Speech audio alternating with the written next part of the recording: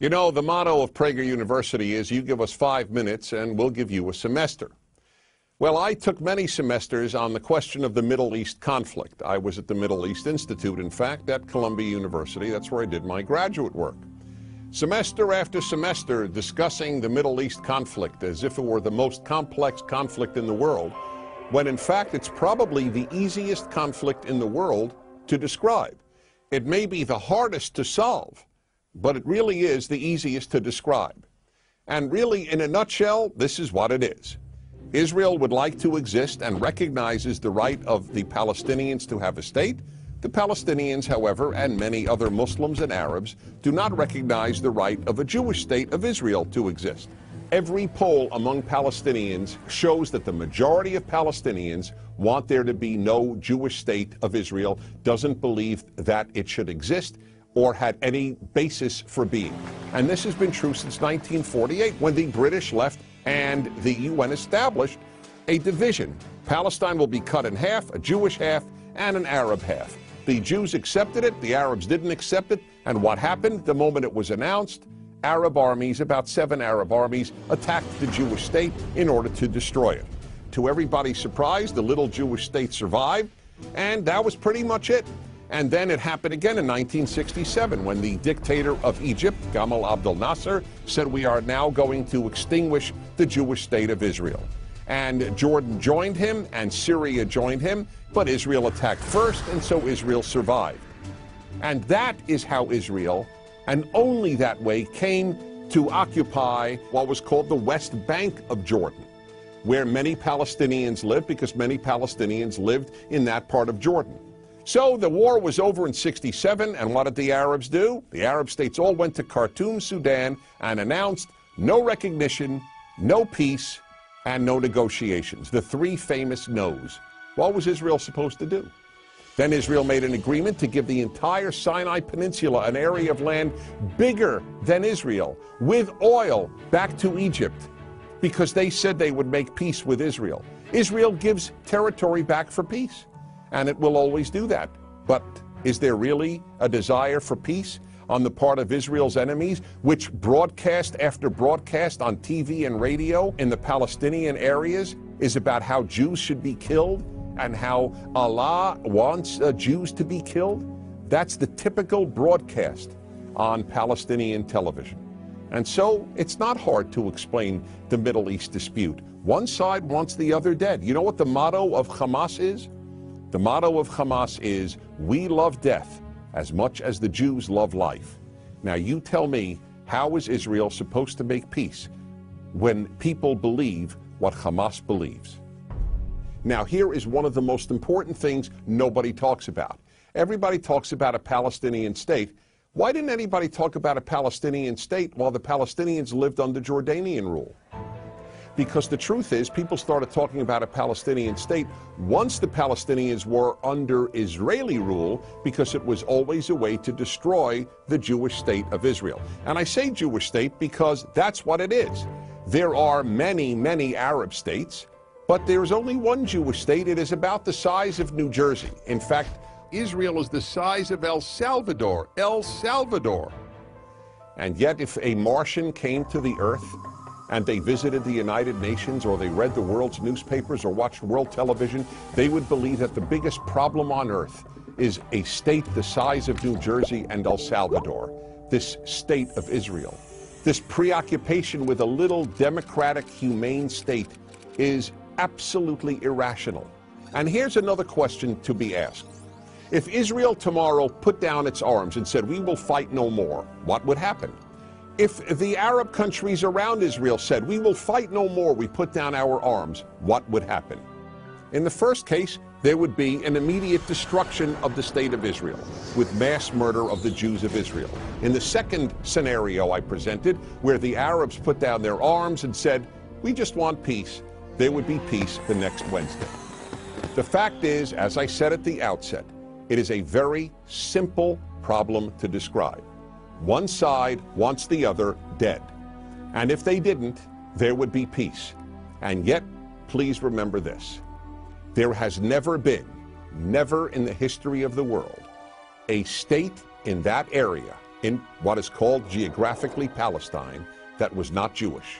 Israel is the third autonomous Jewish state to exist in that area. There was never an autonomous Arab state. There was never an autonomous Muslim state. There was never an autonomous any other state. That's the issue. Why can't a little state the size of El Salvador that calls itself Israel be allowed to exist? That, in a nutshell, is the Middle East problem. I'm Dennis Prager.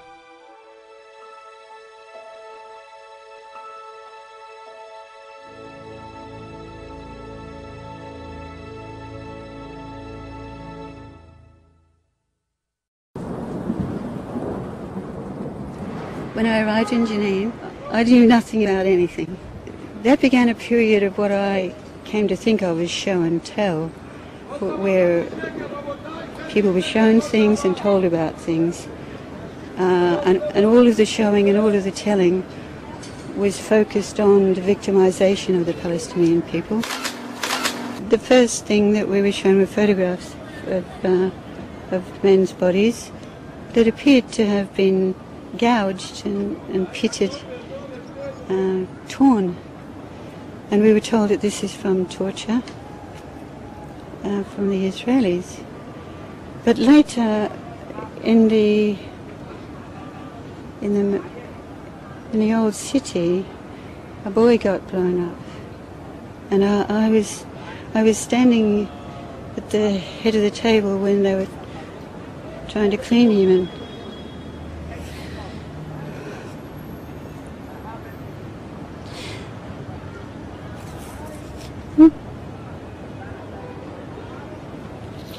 wind him up, and he had the same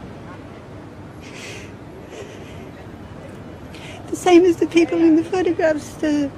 He was torn.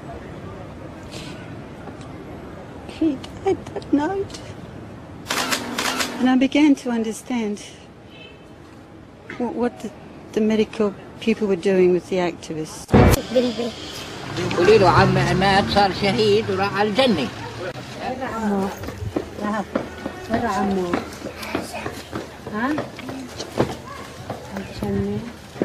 It was one of the male school teachers. He had his little boy with him, and we were walking along, and he said,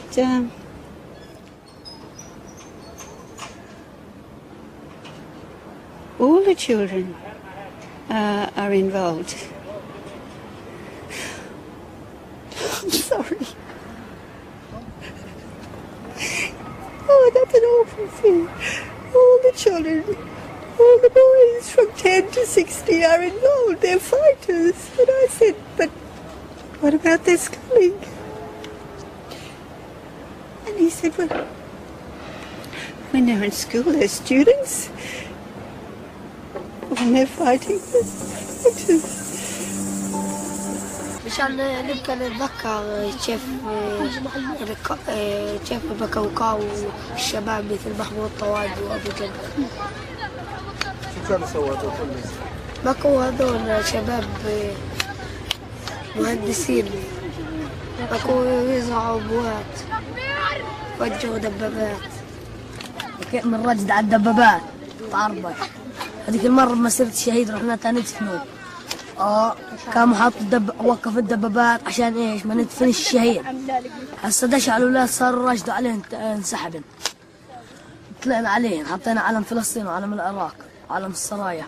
هاي عملها دولة صغيرة، صحيح انها مش كرة ولا بلدي ولا، بس فيها شباب هندسيين يعني بيعرفوا يزرعوا بوات وكيمو، فجروا دبابات وحلوا شرشيرة وكيمو.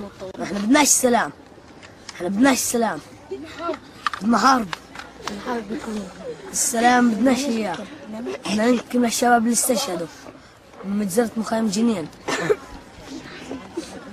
انتوا ما نسيتوا الشباب اللي استشهدوا؟ كيف ننساهم؟ ننساهم مش احنا. دم الشهيد ننساهوش. يعني الشهيد بتجن عند ربنا، ننسى الشهادة احنا. بنضلنا نقاوم لحتى نستشهد كلياتنا.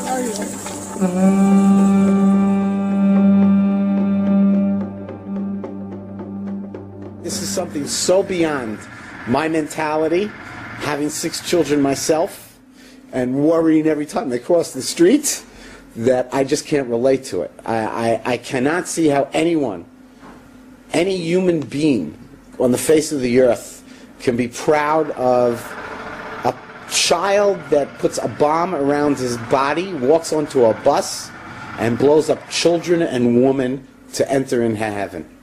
إن شاء الله لنا مستقبل ويعني ناويين إن شاء الله نطلع زي الشيخ محمود. هذا مستقبلنا. شو تطلع زي الشيخ محمود؟ يعني كل شيء، مهندس عبوات وطيارات، كل شيء، بكى يفجر دبابات، كل شيء يعني، ينزل استشهادية. وهل هو أنت يعني بس هذا هو مستقبلك إنك تروح تستشهد؟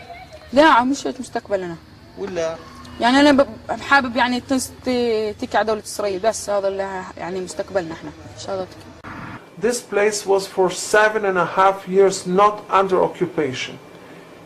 It harbored, according not to Israelis, but to international organizations, 3.5 tons of explosives. But no one swing, no one slide, no one playground for the children. And you ask yourself, you have the money, why to use it just for hatred? Why to do that? And then what to use not only the money, you use the humans, the children, to suicide. What kind of a myth is that? It's the mythology and the energy generated by that mythology. It's a very powerful energy, and it's particularly powerful because of the children. It's almost like virgin sacrifice.